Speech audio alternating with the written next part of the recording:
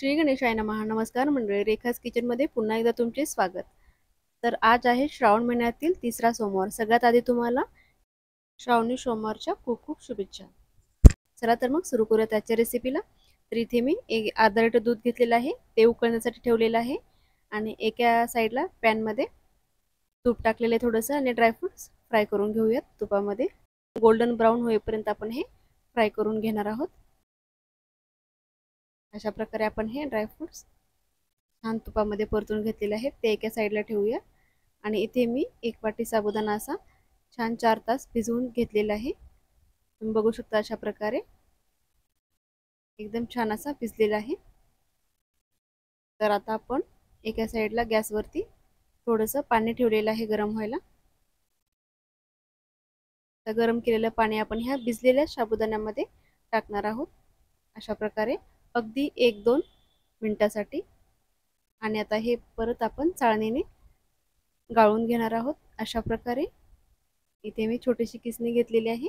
चाळणी खूप मोठी आहे आणि साबुदाणा थोडासाच आहे, त्यामुळे मी इथे किसणीचा वापर केलेला आहे.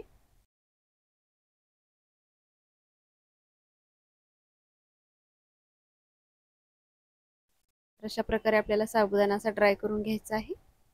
आणि आपण जे दूध उकळायला ठेवलेलं आहे ते 5 मिनिटं झालं उकळत आहे. त्याला 2-3 उकळ्या येऊन गेलेले आहेत अशा प्रकारे. हे बघा, ते उतू पण जाणार होतं, थोडक्यात गेलं, उतू गेलं नाही. तर आता आपण यामध्ये हे टाकून घेणार आहोत. तुम्ही बघू शकता टोपच्या साईडला असं तुम्हाला दूध दिसत आहे. तर आता आपल्याला हे चांगलं शिजवून घ्यायचं आहे. एका साईडला आपण साखर घेतलेली आहे पॅनमध्ये, ती अशी वितळून घेणार आहोत. आणि थोडंसं पाणी टाकलेलं आहे मी, तुम्ही बघू शकता. साखर तुम्ही तुमच्या आवडीनुसार कमी जास्त करू शकता. मी इथं छोटी 1 वाटी साखर घेतलेली आहे. अशा प्रकारे हे हलवत राहायचं आहे.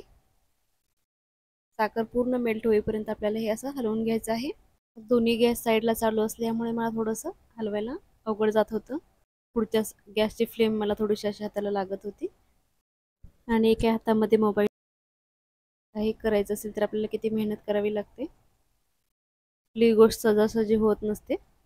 त्यामुळे थोडं कमी जास्त झालं तर तुम्ही नक्कीच समजून घ्याल अशी माझी खात्री आहे. आपला साबुदाणा असा चांगला मस्त शिजलेला आहे. दूध एकदम असं आळून आलेलं आहे. आणि साबुदाणा तुम्ही बघू शकता एकदम सुटसुटीत असा झालेला आहे. आणि आता आपण यामध्ये आपण जे साखरेचं जे सिरप बनवलं आहे ते टाकूयात. अशा प्रकारे साखर टाकल्याने खिरीला खूप छान कलर पण येतो आणि चव पण वेगळीच येते, तुम्ही बघू शकता. तर अशा प्रकारे मस्त दूध आणि साबुदाणा एकजीव झालेला आहे, एकदम आळून आलेला आहे दूध असं. ते सिरप टाकायला मला थोडासा उशीर झाला, पण काही हरकत नाही. ते आपण आता टाकून 2-3 मिनिटं शिजवून घेणार आहोत ना खीर, त्यामुळे ते परत मेल्ट होईल. आपण जेव्हा हे सिरप असं बनवतो तेव्हा लगेच टाकायचं, त्यामुळे पटकन आपलं ते मिक्स होऊन जातं. तर आता आपण हे 2 मिनिटं परत शिजवून घेऊयात. आणि थोडेसे ड्रायफ्रुट्स आपण जे फ्राय करून ठेवले होते ते टाकूयात. तर आणखीन आपल्याला ही छान अशी आटवून घ्यायची आहे, जाडसर बनवून घ्यायची आहे, किंवा तुम्हाला अशीच ठेवायची असेल तरी चालेल. थोडंसं मी यामध्ये इलायची पावडर टाकलेलं आहे. तर 2 मिनिटांनी तुम्ही बघू शकता खीर आणखीन जाडसर अशी झालेली आहे.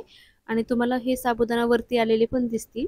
एकदम सुटसुटीत आणि छान अशी खीर आपली झालेली आहे. असं चिकट वगैरे अजिबात झालेली नाही आहे. तर एकदम साबुदाणा पण चांगला भिजलेला होता. परत दुधाचं प्रमाण पण आपण योग्य घेतलेलं आहे. तर तुम्ही बघू शकता आपल्या साबुदाणा खिरीला किती छान कलर आलेला आहे, ब्राऊन असा. तर तुम्ही पण नक्की अशा प्रकारे करून बघा. खूप छान अशी टेस्टी खीर झालेली आहे. तुम्ही ही खीर उपवासाला पण खाऊ शकता आणि अशी पण खाऊ शकता. तर मस्त आपली ही साबुदाण्याची खीर तयार झालेली आहे. तुम्ही पण नक्की ट्राय करा अशा प्रकारे, आणि कशी झाली ते मला कमेंटमध्ये नक्की सांगा. आणि तुम्हाला माझे व्हिडिओ आवडत असतील तर नक्की व्हिडिओला लाईक करा, शेअर करा आणि चॅनेलला सबस्क्राईब नक्की करा. चला तर मग भेटूयात पुढच्या अशाच एका नवीन आणि छान छान रेसिपीसोबत. तोपर्यंत धन्यवाद. श्री स्वामी समर्थ.